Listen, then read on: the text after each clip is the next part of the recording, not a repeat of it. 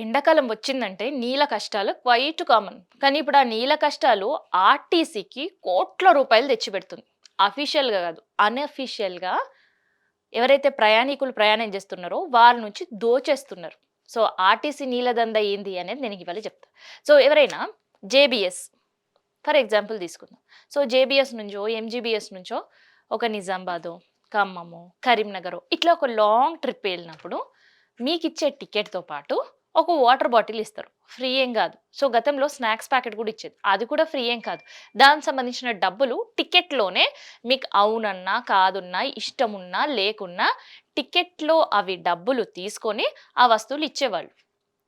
So, canteen అమ్మే కార్యక్రమం గూడా బస్‌లోనే దందా జరిగేది. సో, ఆ తర్వాత ఆ మిల్లెట్ స్నాక్స్ బంద్ జేషిండ్రు. సో, ఆర్టీసీ పైన అధిక భారం పడ్డం అండ్ దాంతో పాటు అక్కడ ఉత్పత్తి జేయడానికి సరైన సౌకర్యాలు లేకపోవడం. సో, అట్లా స్నాక్స్‌కి బ్రేక్ పడ్డది.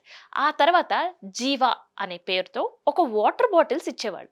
కానీ ఇప్పుడు ఆ 10 రోజుల నుంచి టికెట్ల నుంచి ప్రతి టికెట్ పైన రూ. 10 వసూలు చేస్తున్నారు. కానీ వాటర్ బాటిల్ మాత్రం ఇవ్వట్లేదు. సో, ఈ జీవా కంపెనీకి సంబంధించి 500 ML of water bottle. So, ఇదే 500 ML of water bottle RTC బస్‌లో రూ. 10 దొరుకుతది. కానీ ఆర్టీసీకి సంబంధించిన క్యాంటీనో, లేదంటే ఈ బస్ స్టాండ్ చుట్టుపక్కల ఎవ్వరు దగ్గరకు ఉన్నా మినిమమ్ 15-20 వసూలు చేసే పరిస్థితి ఉంటది. సో, దానిపైన ఏకంగా ఎంఆర్‌పీ స్టిక్కరింగ్ రేట్ కూడా మార్చి అమ్మేస్తూ ఉంటారు. సో, ప్రయాణికులకు ఆప్షన్ లేకపోవడం, అదే అదునుగా వ్యాపారం జేసుకోవడం. సో, ఈ దందా క్వైట్ కామన్‌గానే నడుస్తుంటది. కానీ ఇక్కడ ఆర్టీసీ డ్రైవర్లు, కండక్టర్లు కూడా ఇప్పుడు పరిస్థితి వేరేగా ఉంది. సో, ఏకంగా ఆర్టీసీ డ్రైవర్‌ని ఏంటన్నా నువ్వు ఈడ టికెట్ రేట్ పైన రూ. 10 తీసుకున్నావు ఎక్స్‌ట్రా. కాకపోతే వాటర్ బాటిల్ మాత్రం ఇయ్యలే. మా వాటర్ బాటిల్ మాకియ్యి అంటే, నేనియ్య. నువ్వు ఆర్ఎంకి కంప్లెయింట్ ఇచ్చుకో, డీఎంకి కంప్లెయింట్ ఇచ్చుకో, లేదంటే నా పైన కంప్లెయింట్ ఫోను చేసనే చెప్పుకో. నేను మాత్రం వాటర్ బాటిల్ ఇచ్చేదే లేదంటుర్రంట. సో, ఇట్లా గడిచిన 10 రోజుల నుంచి ప్రతిరోజు కోట్ల రూపాయలు అన్‌అఫీషియల్‌గానే ఆర్టీసీ ఖాతాలోకి చేరే పరిస్థితి.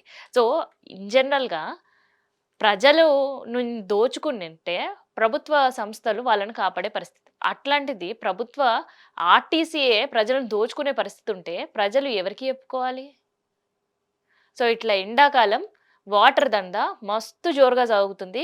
జోరుగా సాగడం మాత్రమే గాదు, ఈవెన్ లాభాలను గూడా తెచ్చిపెడుతుంది. ఆర్టీసీకి ప్రతిరోజు రూ. 1,00,00,000 పైనే మాట. సో, అట్లా గడిచిన 10 రోజుల నుంచి గూడా ఇదే దందా సాగుతుందట బస్‌లల్లో.